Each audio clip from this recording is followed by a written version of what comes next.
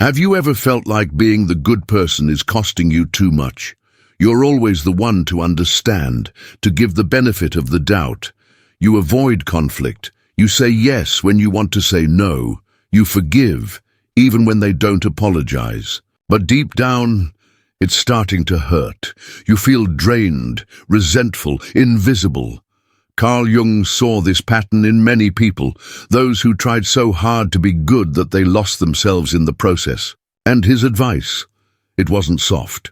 He said, "A man who is not dangerous is a useless man." Not because we should be harmful, but because without acknowledging your power, your anger, your boundaries, your darkness, you become easy to exploit. Let's talk about it. Jung believed that most people live with a split self. There's the persona, the mask we wear to be accepted, and there's the shadow, all the parts we hide because they seem unacceptable.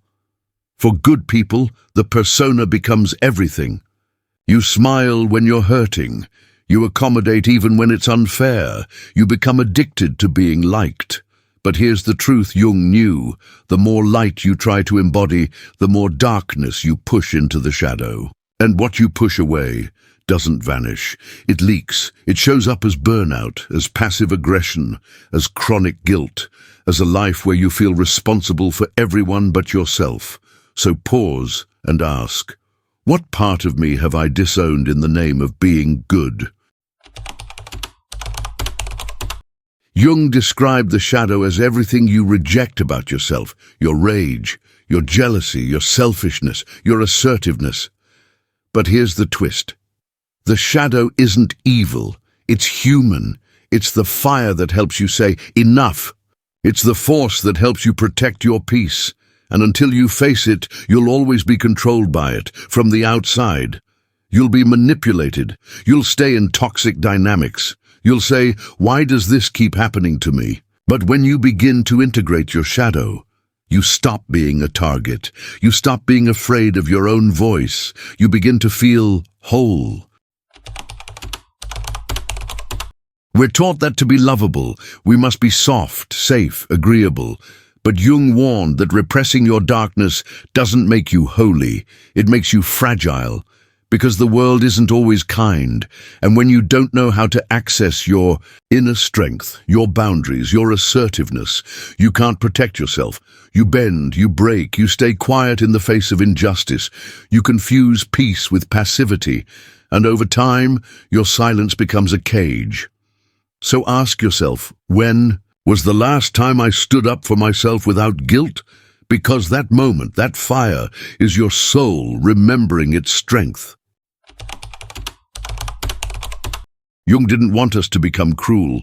He wanted us to become whole. And wholeness means embracing both light and shadow, compassion and truth, kindness and strength. So how do you integrate your power? First, stop labeling your anger as bad. It's not. It's a signal. It's your body saying, this boundary was crossed. Second, learn to say no without explanation. You don't owe anyone your energy, your forgiveness, or your time. Third, practice seeing yourself clearly, not just your virtues, but your edges, your needs, your wounds. Jung said, one does not become enlightened by imagining figures of light, but by making the darkness conscious. That's the work, and it's not easy, but it's liberating, a practice for inner strength and wholeness. Here's something you can try this week. Each night, ask yourself this: where did I betray myself today, just to keep the peace?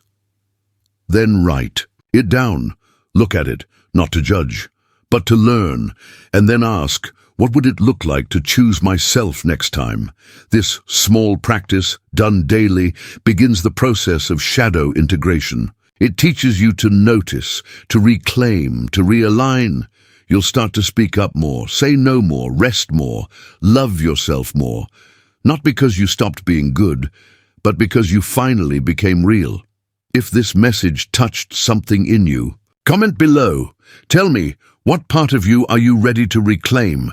Like, subscribe and share this with someone who's tired of being good at the cost of their soul. because Jung's advice wasn't to stop being good. It was to stop being only good and to become something deeper, something truer, something whole.